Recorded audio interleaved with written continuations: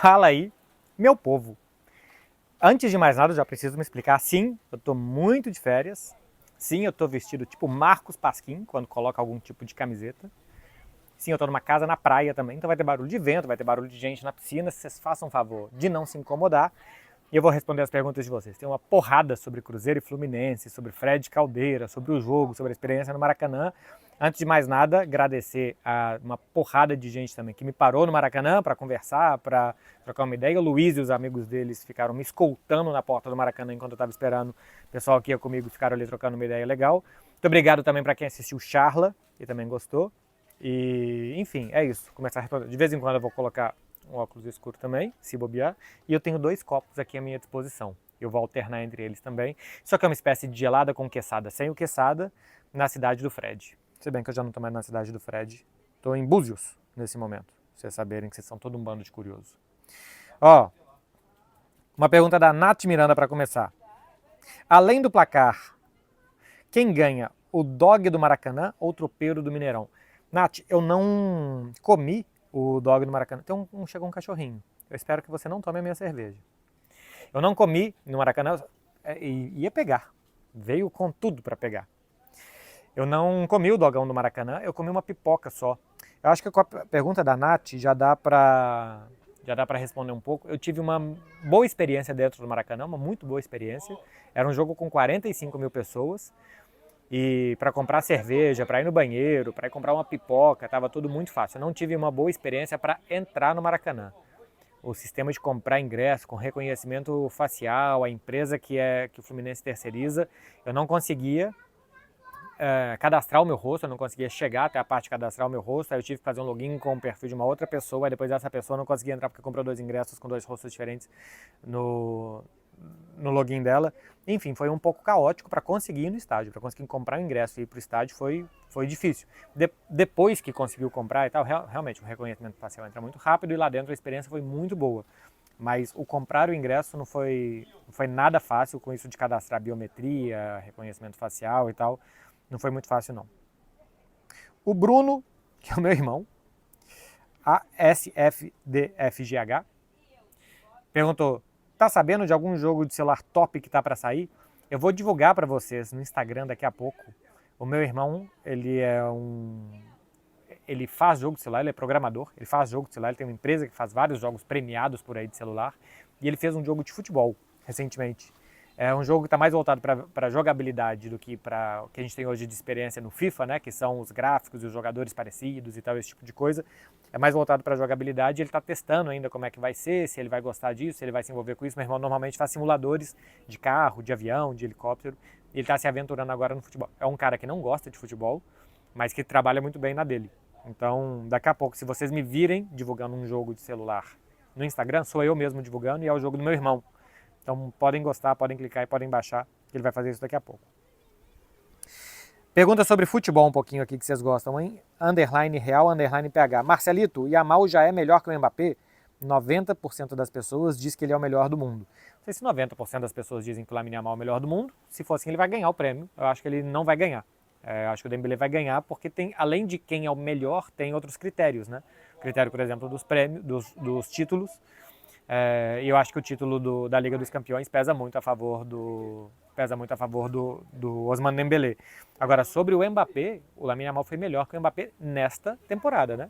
O Mbappé tem várias boas temporadas com muitos gols. O Mbappé já ganhou a Copa do Mundo, fez gols em finais de Copa do Mundo. O Mbappé até aqui é melhor que o Lamine Yamal. Qualquer jogador que tiver uma carreira igual a do Mbappé vai ter uma carreira de muito sucesso. O Lamine Yamal tem 2 bons anos, está caminhando para ter uma carreira muito boa. Só que o Mbappé já é um cara de 25 anos que desde adolescente também tem 7, 8 temporadas jogando muito bem. Essa temporada do Lamine foi melhor que a do Mbappé. A partir daí não dá para dizer que o Lamine é melhor que o Mbappé, né? Ele fez uma temporada melhor do que a do francês e um dos melhores jogadores do mundo. Fiz aqui um vídeo durante a semana falando que para mim, Rafinha, Lamine e Dembélé, cada um por um motivo poderia ser eleito o melhor jogador do mundo dessa temporada. Igor Amorim, underline AC, conta um pouco sobre a sua relação com seu pai e o futebol. Pô, essa é uma muito boa pergunta, assim, né, para falar um pouco sobre vida pessoal. O meu pai, tem uma outra do Igor Amorim, que é a seguinte aqui.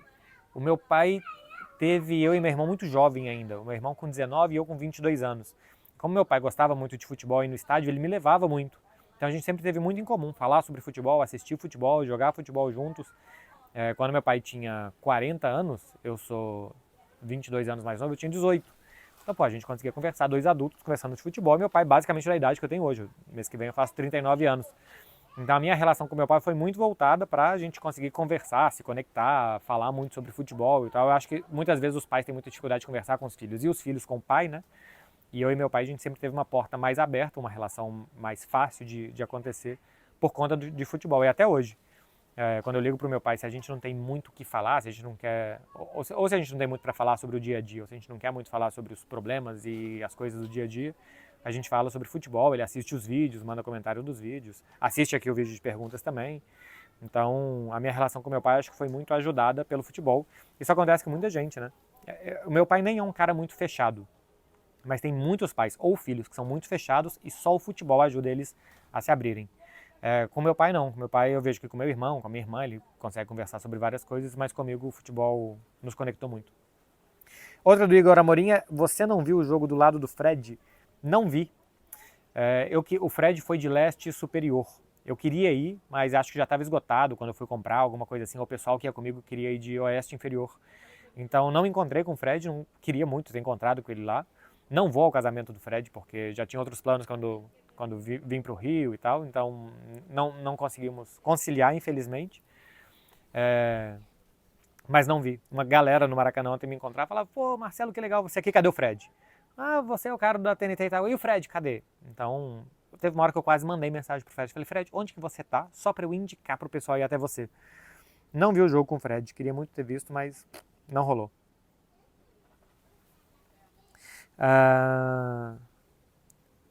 Dans Gagliano.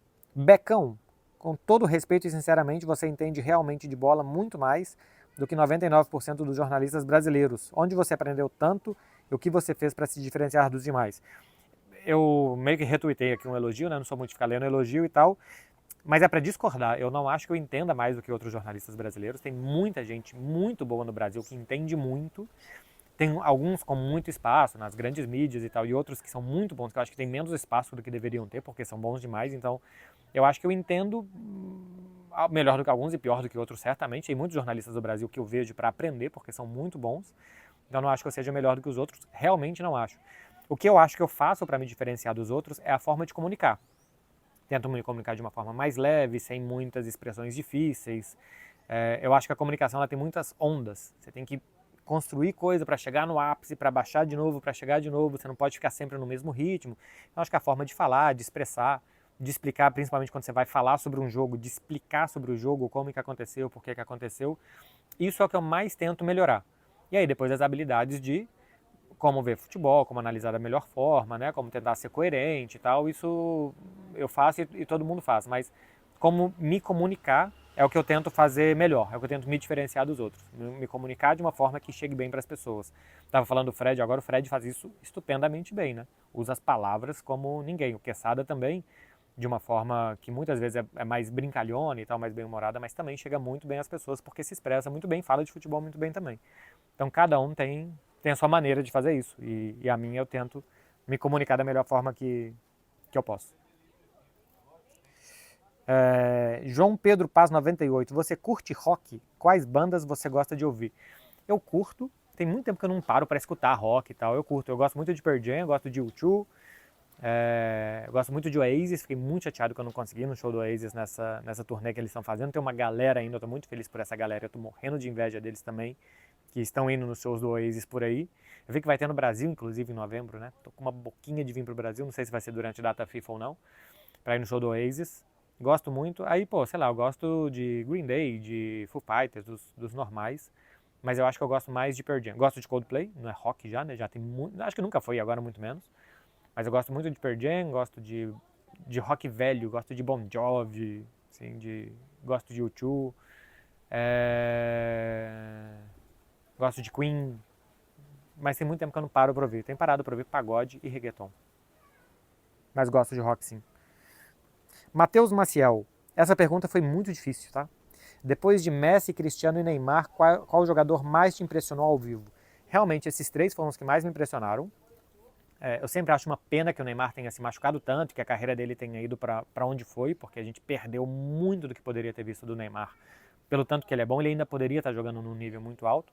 Tanto que quando ele joga, a gente viu agora contra o Flamengo, né? Quando ele joga, ele ainda joga bem, mas poderia estar jogando ainda melhor, poderia estar jogando na Europa e tal.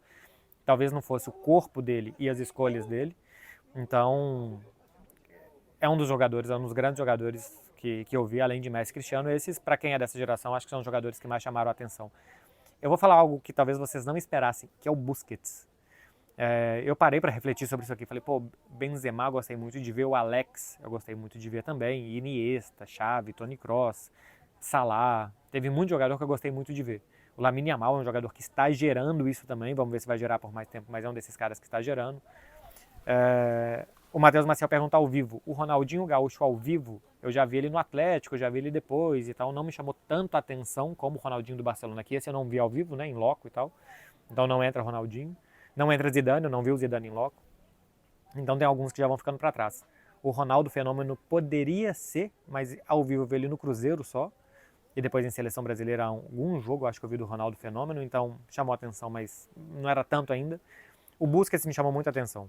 A capacidade dele muito lento, magro para a posição, recuperar muitas bolas, a pressão dele na linha de passe, a capacidade dele de distribuir jogo, de sair jogando, de limpar muito facilmente os marcadores, de dar passe em profundidade. O Busquets é um dos caras que ele não parece que ele vai conseguir fazer as coisas que ele faz. A capacidade que ele tem de leitura e de execução, claro que agora está mais velho, o físico também é o que é, mas durante muito tempo ele no auge, como eu vi, era um jogador muito diferente. Foi um dos que mais me chamou a atenção, foi um desses que mais me chamou a atenção. Seguindo, MTS Oliveira 98. Nunca beijei e ela também não. Dicas para o primeiro beijo. O bom é que nenhum dos dois vai poder comparar. Isso é perfeito. Nenhum dos dois vai poder falar foi ruim. Por quê? Porque eu já beijei outra coisa melhor. Então aí vocês dois estão tranquilos. E a partir daí, saiba que vai ser ruim. Quanto mais você fizer, melhor vai ser. Não se afobe. É melhor lento que rápido. Normalmente na vida tudo é assim, melhor lento que rápido. Então não se afobe, vai tranquilo e vai melhorando. Beije ela sem parar, se vocês usarem aparelhos, depois ficar completamente entrelaçados, bocas cortadas, muito inchadas também por tanto tempo ali, e vai aproveitar. E daqui a um tempo você vai voltar e falar assim, melhorei muito, porque o primeiro não foi bom. Normalmente é assim, tá? A primeira vez é sempre muito especial para muitas coisas e não é boa. E depois é que vai melhorando. Vai por mim. Ian Azevedo 25. Fala, MB. Por que nas categorias inferiores da Espanha, no feminino, os campos são sintéticos? Aí ele manda saudades. Eu sei que é saudações. Cara, esses são sintéticos porque é mais fácil de administrar, né? É mais fácil, tanto em categoria de base, no futebol feminino, e na base feminina também, de você administrar, de você cuidar do campo, né? A manutenção do campo é muito mais fácil ser um campo sintético do que um campo de grama. Então, simplesmente por praticidade, se joga com campo sintético nas categorias de base e tal, porque o tamanho do investimento, e para você ter um bom campo, demandaria tanto dos clubes que seria mais difícil formar jogador, porque você não conseguiria investir em campos naturais de qualidade. Então, por isso, os campos artificiais são tão utilizados. Lucas SG. A falta de fair play do Lamine pode ser decisivo para a bola de ouro? Cara, não sei qual falta de fair play. Durante a temporada, dentro de campo, ele teve fair play sempre com seus companheiros. Quase não tomou cartão. Você não vê o Lamine tendo atitudes desleais, atitudes provocativas, atitudes que sejam um mau exemplo, nada disso. A festa de aniversário dele, eu acho que ele errou bastante, né, contratando pessoas portadoras de nanismo para animar a festa, por mais que um deles tenha dado entrevista falando que não foi desrespeitado. É algo que por lei não se pode fazer na Espanha, mas isso não é um fair play, jogador de futebol e como que vai... Isso não tem a ver com jogo de futebol, isso não deve ser levado em consideração o que o cara faz na festa de aniversário dele. E porque virou público. O que se olha numa premiação individual são os feitos dentro de um campo de jogo. E dentro de campo de jogo, o Lamine é um jogador com muito fair play. Você vê ele tomando porrada e ficando calado, levantando, cumprimentando os adversários quando o jogo acaba. Quando o Barcelona ganhou do Espanhol e foi campeão na casa do Espanhol, ele desceu logo pro vestiário, nem ficou comemorando no campo para não parecer que era provocação. Ele é um cara que dentro de campo mostra fair play. Tem nada do Lamine que seja controverso dentro de campo. A festa de aniversário dele foi, mas foi fora de campo, foi nas férias dele, não tem absolutamente nada aqui que deva ou que deveria interferir em algo de votação. Os jogadores não podem ser julgados pelo que eles fazem nas férias. Thalisson001. Quais as chances do City ganhar a Premier League da próxima temporada? O City precisa melhorar muito, tá? O City entrou numa fase muito ruim na temporada passada, melhorou depois, mas ainda é um time inconstante. A gente viu que começou bem o Mundial, que ganhou da Juventus muito bem, que tinha ganhado dos outros adversários mais frágeis bem também, mas depois a derrota para o Al Hilal é uma derrota que o Manchester City bom ou que o campeão da Premier não pode ter. Jogando sério, por mais que o Al Hilal seja bom time, o campeão da Premier tem que ganhar do Al Hilal. E o Manchester City não conseguiu segurar a vantagem, né? Tomou um empate e depois perdeu na prorrogação. A gente vê que o Chelsea está melhorando, que o Liverpool foi muito bem na temporada passada, o Arsenal também, o Arsenal está se reforçando. O Manchester City acho que perdeu um pouco o fio da meada. Acho que vai ser muito interessante ver o Guardiola refazendo o time. Porque a gente já viu o Guardiola fazer um time no Barcelona e sair. Faz um time no Bayern, ganha muita coisa e sai. Fez um time no Manchester City, ganhou muito tempo. Então, ele refazer no mesmo clube, porque agora a gente tem como comparação o próprio Manchester City do Guardiola e os seus adversários que melhoraram muito por conta desse Manchester City, né? Os adversários perceberam que para ganhar os títulos, o nível de futebol que eles precisam ter, o nível de excelência que eles precisam ter, e subiram muito o sarrafo. Então o Manchester City agora, ele criou adversários muito fortes na Premier e ele vai precisar chegar no nível que ele estava antes. E o Guardiola vai ter que fazer isso no mesmo clube, trocando os jogadores, mantendo alguns e talvez mudando um pouco também da forma dele de enxergar o jogo outra vez. A gente já viu o Manchester City ganhando muita coisa com um jogo muito controlador. Muitos toques, poucos contra-ataques, perdia poucas bolas. Esse Manchester City que está chegando parece ser um time de mais jogadas de 1 contra 1, de mais risco, de mais pólvora na frente, mas que também pode perder mais bolas, gerar mais contra-ataques, a defesa está muito exposta. O Manchester City está sofrendo muitos gols desde a temporada passada e não está fazendo tantos gols assim. Então, é um time que precisa melhorar bastante, não só em relação a essa má fase que teve na temporada passada, mas até hoje. Ainda é um time muito inconstante para ele poder brigar com seus concorrentes. O Lima Ramon.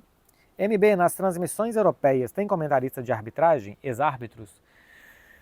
Na Espanha tem o Mateu Laoz, aquele árbitro que apitou até pouco tempo, apitou o Argentina e Holanda, por exemplo, na Copa do Mundo, apitava muitos clássicos, Barcelona e Real Madrid, um árbitro controverso, mas era considerado de muito bom nível na Espanha.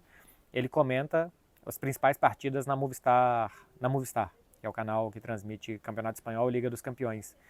Normalmente ele é contra o VAR, ele fala que tira a naturalidade do jogo, que tudo que se analisa na câmera lenta ou daquele jeito e tal pode se interpretar diferente. Ele é mais romântico nesse sentido de querer que a soberania do árbitro dentro de campo prevaleça.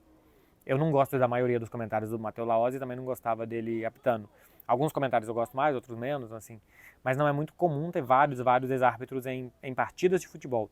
Tem muitos árbitros que participam de programas, ex-árbitros que participam de programas. Depois do jogo, tem análise ali num programa e tal, você tem ex-árbitros participando. Aí sim, na Espanha pelo menos, que é onde eu acompanho, né? Tem mais. Durante os jogos em transmissões, na Movistar tem o Mateu Laoz. A DAZN, que transmite também alguns torneios, eu não vejo a DAZN ter ex-árbitros participando das transmissões, não. O Breno 95. Dicas para realizar o sonho de ver um El Clássico. Eu sou fã, parabéns pelo trabalho. Obrigado. Ô Breno, uma dica, tenha muito dinheiro. A única dica é essa, tenha muito dinheiro, viaje para Barcelona, para o Real Madrid na época de um El Clássico e fique tentando comprar ingresso ou compre de cambista. Ou no site dos clubes, né, a compra oficial, que eu sempre recomendo. Mas é muito difícil, porque são primeiro para os sócios, tem muitos ingressos que são entregues para relacionamento nesses jogos também e tal. E depois a venda para o público é muito caro. E depois ainda tem gente que revende mais caro ainda. Então a dica que eu dou para você é estude bastante, trabalhe bem, ganhe o seu dinheiro e depois gaste uma quantidade muito grande de dinheiro em um único jogo de futebol. A dica é ter muito dinheiro, não tem outra dica além dessa. Pedro B. Lee, qual a sua relação com Fred Caldeira? A gente tem uma relação de trabalho muito grande, né? Porque a gente faz muitos programas juntos na TNT e a gente ainda tem o nosso programa, o Fred Beckler. Então a gente precisa ter um entrosamento muito grande de quem é que vai produzir, quem é que vai fazer e como que vai ser a dinâmica dentro do programa. E tá bem para gravar ali, tá com carisma, tá animado, porque é um programa também que é para ser bem humorado. A gente tem uma sintonia, um tipo de humor muito parecido. E nós somos bons amigos. Fred, em momentos difíceis, até foi a Barcelona me dar força. Fred, em todos os bons e maus momentos, ele esteve sempre por ali, sempre abrindo as portas e abrindo o coração dele para mim. E eu também tento conversar com ele sobre as coisas dele. A gente tem uma visão de mundo e de tudo muito parecida mesmo. Eu gosto dele que ele é um cara que quando discorda ele também fala. Ele também não passa a mão na cabeça porque é amigo. Então, Fred é um cara incrível. E a minha relação com ele é essa, de um muito bom companheiro de trabalho, um jornalista que eu admiro demais e um muito bom amigo também. Pedro Velasco, o Gamper será jogado no Johan Cruyff? Pois é, né? O Barcelona tem poucas semanas para conseguir as licenças para jogar no Camp Nou e para conseguir que o Camp Nou esteja pronto para receber público. Já dá a sensação, mais uma vez, que o Laporta fez é anunciar alguma coisa para forçar e pressionar com que aquilo ali acontecesse de alguma forma. Camp Nou, e é engraçado porque assim, né, eu noticiei aqui, fiz um vídeo falando que o Camp Nou vai voltar, que vai ser assim e tal. Vou olhar as palavras. Mas eu sempre falei pra vocês, eu vejo as obras, eu acompanho lá o perfil do Camp Nou Now e não parece que vai ficar pronto, pô. Não parece que vai jogar daqui a pouco, não parece que vai dar pra jogar futebol ali em 2, 3 semanas agora, mas eu falo, eu não entendo nada disso. Se os caras estão falando que dá, então deve dar. Se eles estão anunciando oficialmente que dá, então deve dar. Mas vamos ver se vai conseguir voltar a tempo mesmo. O Barcelona tem que conseguir as licenças, né, para conseguir colocar gente dentro do estádio para esse jogo de 10 de agosto do Joan Gamper. Depois disso, só vai jogar uma partida oficial no Camp Nou em setembro. Aí beleza, vai dar tempo de se arrumar e tal, vai ter mais um mês pela frente para fazer as obras e conseguir as licenças para conseguir colocar ali, quem sabe, 60 mil pessoas. Mas obra, se você faz obra num banheiro, ela atrasa. No estádio de futebol, que você está praticamente reconstruindo, o normal é que atrase mesmo. Então não sei se o Barcelona correu mais do que o tempo para anunciar tão cedo que voltaria para o Camp Nou, nesse 10 de agosto. Morato Leonardo, dá para sentir muita diferença de ambiente entre os estádios brasileiros e europeus? Muita, muita diferença. No Brasil a gente vive de forma muito mais intensa o futebol, de forma muito mais passional. Todas as vezes que eu vou num jogo no Brasil, eu me surpreendo como com 15 do primeiro tempo, se o árbitro marca um lateral e era para o outro, já tem um desespero da torcida, gente em pé nas arquibancadas, chutando as cadeiras, reclamando, vaiando o jogador do próprio time, ainda no primeiro tempo. Na Europa é muito mais visto como um entretenimento, como um espetáculo que você vai para assistir, você vai torcer, claro que você quer que ganhe, mas sem toda essa paixão que é vivida no Brasil. E ao mesmo tempo tem mais torcedores, a média de público de ocupação na Europa é maior do que no Brasil. Então eles não são tão fervorosos para assistir, tá ligado? Eles não são tão fervorosos para torcer, mas eles vão mais do que os brasileiros. Então não sei se isso é torcer mais ou menos, mas a relação no estádio é completamente diferente. Nós somos muito mais vibrantes do que os europeus são. Muito mais. Nailson Borges acha que o Ronaldinho é superestimado? Não tem muitos gols, títulos e teve um curto auge. Não, ele não é superestimado não, porque nem tudo no futebol se resume a isso. Isso tudo aqui ajuda a referendar boas carreiras. O Maxwell, por exemplo, é um dos jogadores com mais títulos na história do futebol. O Maxwell jogou mais que o Zidane, que o Iniesta, que o Ronaldinho, do que o Ronaldo Fenômeno? Não. Mas ele estava em times que ganharam muitas coisas. O Ronaldinho passa da fronteira de apenas os números. O que o Ronaldinho gerava de interesse em todo mundo em assistir os jogos, o que ele gerava de felicidade para quem estava assistindo, o que ele gerava de entretenimento e o que ele gerava também de confiança para os seus companheiros e de medo para os adversários, faz com que ele não seja superestimado. O Ronaldinho é tratado como um dos jogadores que melhor jogaram futebol. Isso não é necessariamente transcrito em números. O Haaland tem números muito melhores que o Ronaldinho. O Haaland joga melhor futebol que o Ronaldinho? Não. Pode ser mais eficiente em uma tarefa muito específica. Mas o futebol não é só isso. É isso também, mas não é só isso. Então tem que tomar muito cuidado quando a gente analisa futebol só em números. E eu sei que eu faço isso, mas não só isso. Futebol não é só planilha. Futebol muitas vezes, e a maioria delas é um retângulo verde com uma bola branca dentro, e olhar isso é muito mais importante que olhar os números. Senão a gente vai cair nesse grande erro de achar que o Ronaldinho é superestimado e daqui a pouco alguém vai falar que o Haaland é melhor do que ele porque tem mais gols. Paulo ZVX. O que causou o declínio do campeonato italiano? Tenho a impressão que só a Inter chega. Essa impressão é errada, né? Porque, bom, a Inter chega na Europa, pode ser, ela chegou em 2 finais recentes, o Milan chegou em uma semifinal e a Juventus chegou em finais, até nos últimos 10 anos a Juventus chegou em 2 finais, né? Chegou em 2015 e chegou em 2017 depois.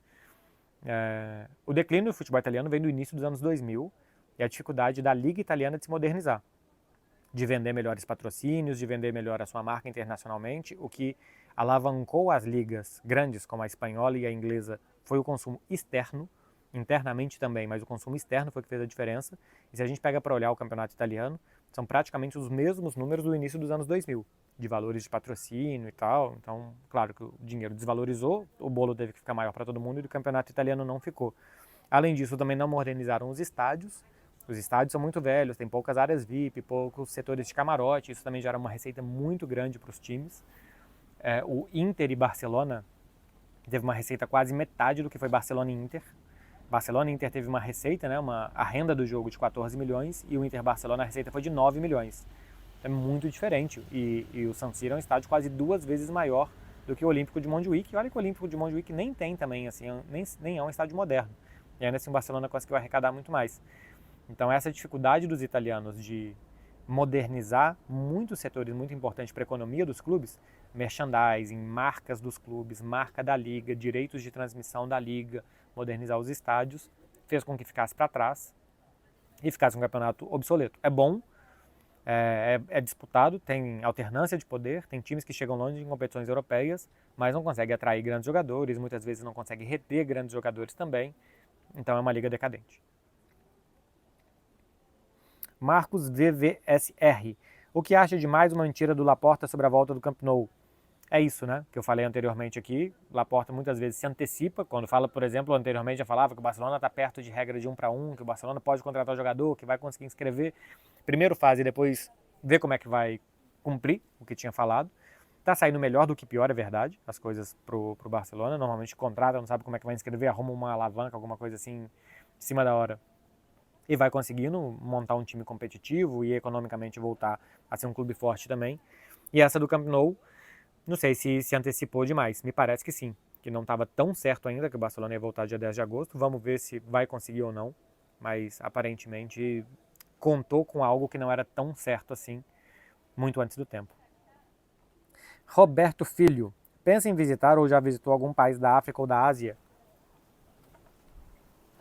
Eu já fui de férias para 3 países da África, né? Eu já fui para a África do Sul, para o Egito e para a Tanzânia. Gostei muito de todos. Safaris na África do Sul e na Tanzânia, gostei. Praias muito bonitas na Tanzânia também, Zanzibar. Fui no Egito para conhecer a parte histórica. Depois fui para a praia também, era meio razoável. Mas gostei das idas à África. Na Ásia, eu só fui... Bom, na Ásia eu fui no Catar, que é uma Ásia... que é Ásia, continente asiático. E do Catar eu não gostei de nada. Gostei só que era muito fácil para ir para os estádios durante a Copa do Mundo, de resto não gostei de absolutamente nada no Catar, muito artificial, empoeirado e os catares são 10% da população do país e não interagem com ninguém, ficam dentro dos carrões deles e só.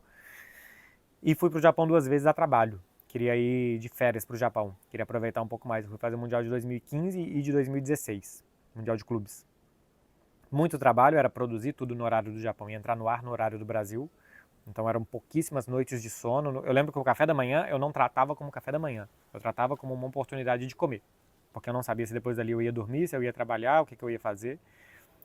Às vezes eu trabalhava quase até a hora do café da manhã, dormia umas 2 horas, comia e depois eu tinha umas 4, 5 horas para dormir. Então assim, o café da manhã era uma refeição, mas não um café da manhã. Então às vezes eu comia arroz, peixe, frango no café da manhã, porque era simplesmente uma refeição e não comer o que normalmente a gente come no café da manhã. Foi muito estressante as 2 idas para o Japão, muito estressante. Eu lembro que uma delas eu dormi na volta antes do avião decolar e dormi até pousar, não sei se foi em Roma, se foi em Paris, 12 horas, direto, sem reclinar a cadeira. Do jeito que eu estava, dormi 12 horas seguidas, porque foram pouquíssimas noites de sono, momentos de sono em muitos dias. Para quem faz tortura, né, que antigamente se fazia tortura e tal, porque tinha essa tática de guerra, a privação do sono deve ser uma das principais. É bizarro como que a gente para de funcionar com a privação de sono. Mas quero ir à Ásia com mais tranquilidade. E também fazer Tailândia, Vietnã, Indonésia, né? O Sudeste Asiático também acho que é bem legal. E fazer Japão com calma também. J. Pedro _BB. Qual a sua opinião sobre machismo e homofobia presentes no mundo do futebol? Acho que são muito grandes mesmo. Tá, assim, num universo de 25 jogadores em cada clube, estatisticamente tem que ter ali um homossexual, pelo menos, né? Dizem que 10 a 15% da população é homossexual. Se dentro do futebol a gente tem um retrato do que é a sociedade, 10% de um grupo de 25 é 2,5. Então, o normal é que tivesse 2 ou 3 homossexuais a cada grupo de jogadores. Tem muito preconceito para que eles possam assumir isso publicamente e que sejam aceitos. Os que fizeram isso normalmente tiveram muito mais problemas do que soluções. E é um meio que é extremamente machista nesse sentido, homofóbico nesse sentido também. Então, assim como a sociedade precisa evoluir em muitas coisas, o futebol, como é um retrato da sociedade, também precisa. Acho que está mudando. Hoje já é bem melhor que se fale sobre isso, que se exponha isso do que há algum tempo. Os cânticos das torcidas e dentro dos estádios também já está mudando, por quem parte tem punição e por quem parte, quem está vindo aí já está vendo que não tem sentido ficar cantando esse tipo de coisa em estádio de futebol. Então está melhorando. Daqui a pouco eu acho que vai se poder falar sobre isso de forma mais tranquila, natural e sem muitos tabus. Tomara que seja assim, porque acho que seria melhor para todo mundo e incentivaria também crianças a terem o mesmo tipo de comportamento. Mas hoje ainda é um meio extremamente machista, sexista também, né? Assim, as mulheres que estão no meio podem falar muito melhor do que eu, mas tem uma dificuldade muito grande de serem levadas a sério, porque basicamente são vistas apenas como corpos e não como pessoas e trabalhadoras. E a homofobia também é muito grande no meio. Especialmente do futebol feminino. Do futebol feminino, não. No feminino, tem muitas jogadoras que são parceiras, que são namoradas, que são casadas e tal, e que expõem isso à vida pessoal delas e tá tudo certo. E no futebol masculino a gente nunca teve, pelo menos que eu me lembre, um jogador que assumiu um relacionamento com outro, e um relacionamento afetivo, né, com outro, e que não tenha sido mal visto. Não, nem que tenha assumido, e muito menos que tenha sido bem visto, ou que tenha sido visto de uma forma natural. Gusta RS. Maracanã ou Camp Nou? Qual o mais monumental? Pô, então, eu vou falar pra vocês, o Maracanã não me chamou a atenção pelo tamanho, porque eu sei o que ele já foi, que era imenso, a arquibancada de madeira, de cimento, e que a geral, o Maracanã era muito, muito grande. Hoje é um estádio grande para 80 mil pessoas, não é pequeno, mas ele não passa essa sensação absurda de tamanho que eu acho que ele já passou. E por que eu acho que ele já passou? Porque eu sou do tempo que o Mineirão era assim, geral, arquibancada de cimento, vários setores e tal, e o Mineirão parecia ser muito maior do que é hoje. Hoje eu vou no Mineirão também e eu não acho ele grande. Então, pô, caramba, é muito, muito, muito diferente da minha época de torcedor, dos anos 90, de ir. E o Camp Nou ainda passa essa sensação, porque o Camp Nou tem capacidade para 100 mil pessoas sentadas, né? Então, assim, já com as cadeirinhas e tal, 100 mil pessoas. 20 mil pessoas a mais do que no Maracanã. E vai ser ainda mais quando acabar a reforma. Então, o Camp Nou dá a sensação de ser muito maior, de ser muito grande, muito mais alto. A torcida fica muito mais perto também. Então, ele é muito mais íngreme do que o Maracanã. O Maracanã é mais aberto, né? Então, o Camp Nou dá muito mais sensação, é muito mais imponente nesse sentido do que o Maracanã. Eu já fui no estádio de Kiev, que falavam que é parecido com o Maracanã, até pelas cores, né, da bandeira da Ucrânia, azul e amarela. E as cores do Maracanã são assim também. E realmente, parece muito o estádio de Kiev, que eu acho que fez para copiar o Maracanã. Mas não me chamou a atenção. Eu esperava mais mística mesmo, assim, de ver, reconhecer mais o Maracanã como algo grandioso e tal, e não rolou, felizmente. Lemos 2601. O que achou da torcida do Flusão? Não gostei. Não cantou tanto, não apoiou tanto, acho que estava mais tensa. Eu escutei muitas vezes a torcida do Cruzeiro, que estava presente em grandíssimo número. Eu sei que a torcida visitante normalmente canta muito, que a torcida visitante quando vai faz muito barulho. E a torcida local fica mais tensa, mais gente que vai assistir e tal. Não achei uma torcida super, super, super barulhenta. Tô falando por um jogo, tá? Sei que vai ter outros jogos, quem vai no Maracanã normalmente vê o Fluminense, que vai poder falar disso muito melhor do que eu. Mas eu achei que neste jogo específico contra o Cruzeiro, tava muito calada, quieta, foi legal a homenagem pro Arias e tal, mas que não foi durante o jogo uma torcida que ajudou a fazer a diferença. No segundo tempo, quando o Fluminense pressionou o Cruzeiro, por exemplo, o barulho da torcida eu não achei tão alto assim. Acho que a pressão era muito mais do campo do que fora dele. Então não me chamou especialmente a atenção, não. A do Cruzeiro acho que foi muito bem. Torcida visitante normalmente é assim, tá? Não tô falando porque é a torcida do Cruzeiro. Torcida visitante normalmente é assim. Lotou o setor dela, não tinha mais ingresso e cantou muito o jogo inteiro. Biel M. Santos 3. Ter Stegen e Araújo, em sua visão, são úteis para 2025-26? A posição de goleiro só joga um. Então, se o João Garcia for bem, Ter Stegen não é necessário. A posição de zagueiro existe um rodízio muito grande, por lesões e por suspensões, né? Zagueiro toma muito cartão. Então, o Ronaldo Araújo vai ser útil. Teve muitos momentos durante a temporada que o Araújo foi importante entrando no segundo tempo, que o Barcelona era pressionado, porque ele é um limpador de área, né? Um jogador muito forte, alto, muito contundente na defesa. Ele fez uma temporada muito ruim. Essa temporada agora, ele começando fazendo pré-temporada com todo mundo e tal, acho que tende a ser muito diferente. Tem que lembrar que ele teve uma lesão séria, que ele começou depois de todo mundo, acho que isso interfere. A mesma coisa aconteceu com o Gavi. Então acho que essa temporada, eles começando do zero, é muito diferente o tipo de avaliação que a gente vai ter deles. E eu acho que como um zagueiro de compor elenco para estilo de jogo assim, mais corpulento, eu acho que sim, ele pode ajudar bastante. Então acho que o Araújo talvez seja mais útil do que o Ter Stegen. Mas o Araújo também precisa melhorar muito. A saída de bola, a parte defensiva dele não foi boa essa temporada, né, que é o forte dele. Teve muitos jogos de falhas defensivas do Ronald Araújo, não só falhas com a bola no pé. Então, se o João Garcia jogar e for bem, não precisa do Ter Stegen. E o Araújo, mesmo que os outros, que Paulo Barci, Nigo Martinez, Christensen, se ficar, que estejam bem, ainda assim acho que o Araújo sim vai ser muito, muito, muito importante na temporada. Mas, se tivesse uma proposta boa, eu acho que valeria a pena vender. Porque é substituível. Hoje é uma peça substituível no elenco. Outra do Biel Santos 3. As recentes polêmicas na festa do Lamine Yamal te preocupam em relação ao fator campo em diante? Caramba, que pergunta mal feita. Porque ele escreveu, as recentes polêmicas na festa de Yamal te preocupam em relação ao fator campo em diante.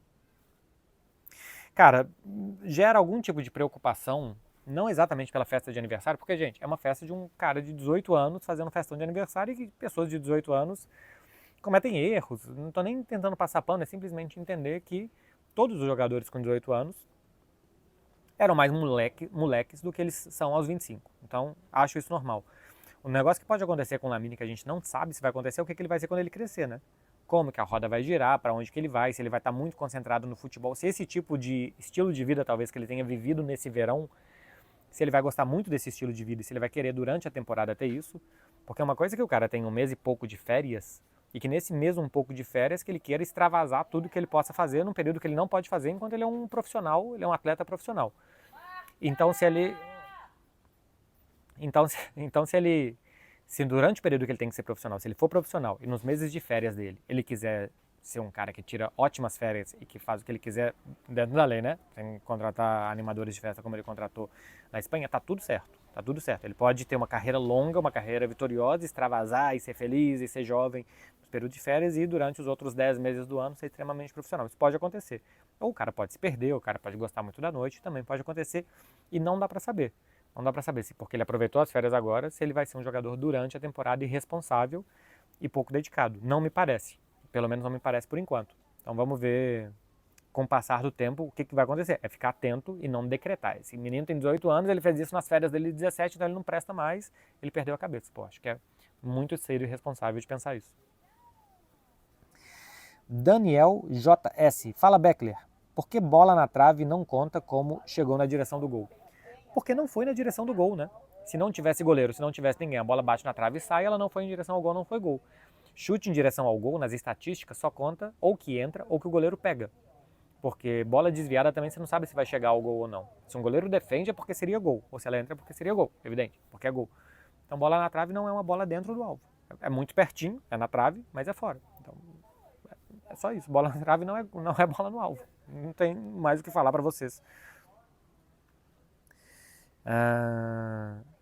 Mano TH7. O que você acha que precisa melhorar do Vitor Roque no Palmeiras?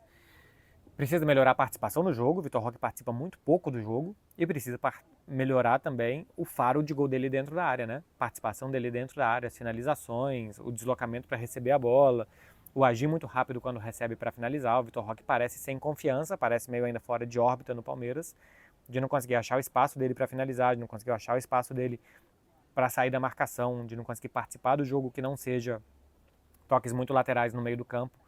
É um jogador que parece que ainda não chegou no Palmeiras. Precisa finalizar melhor, se posicionar melhor para receber bolas em melhores condições e participar mais do jogo também.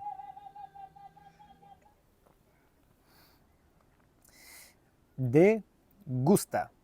Quais as chances do Barcelona contratar uma peça importante para a temporada? É a última pergunta, hein?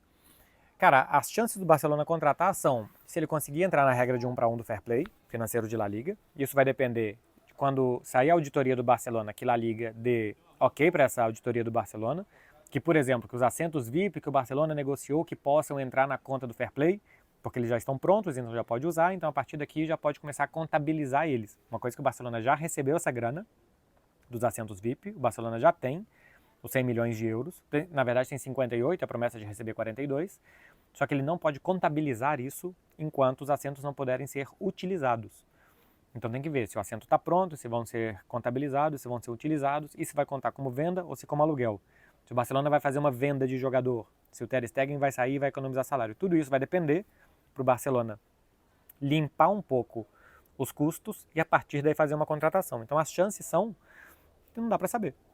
É meramente especulativo que vai conseguir vender, Ter Stegen vai sair no final das contas. O que um auditor vai dizer? Eu não consigo dar essas respostas, ninguém consegue, tá? Quem consegue que vocês virem por aí está enganando vocês porque não dá para saber o que um auditor vai dizer porque só ele tem acesso àqueles papéis ali.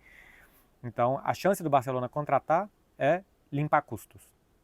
Saída do Ter Stegen, uma venda, por exemplo, de Ronald Araújo ou de Christensen, e que esses 100 milhões possam ser contabilizados, a partir daí o Barça pode fazer uma grande contratação, por exemplo, do Luiz Dias. Mas depende de tudo isso acontecer para que possa fazer. Se não, vai ser o elenco do ano passado, que era muito bom, chegada do João Garcia, que é um bom goleiro. Alguns jogadores começando do zero, como Gavi e Ronald Araújo, que acho que podem e devem melhorar em relação à temporada passada, e alguns mais experientes, Paco Barsi, Marc Casador, Marc Bernal que estava lesionado, Lamine Yamal, esses mais experientes e mais prontos. Precisa de pontas. O Barcelona precisa de outros atacantes, a saída do Ansu Fati já dá uma ajudada, mas precisa de outros atacantes também. Meu povo, 40 minutinhos para vocês. Espero não ter atrapalhado ninguém por aí. Espero que vocês tenham gostado. Bom final de semana. Eu sei que eu comecei com cerveja e eu mudei a bebida, porque me colocaram 2 copos diferentes, eu estou aceitando. Bastante coisa que estão me fazendo, eu estou aceitando. Então faz igual eu, vai aproveitar a sexta-feira de vocês, coloca um óculos escuro e vai ser feliz. Bom final de semana, eu volto em algum momento. Muito provavelmente segunda-feira eu volto para fazer algum vídeo para vocês, mas ainda não sei muito bem o que. Valeu, gente. Um beijo para vocês, hein? Bom final de semana. Aproveita e esquece o juízo. Tchau, tchau.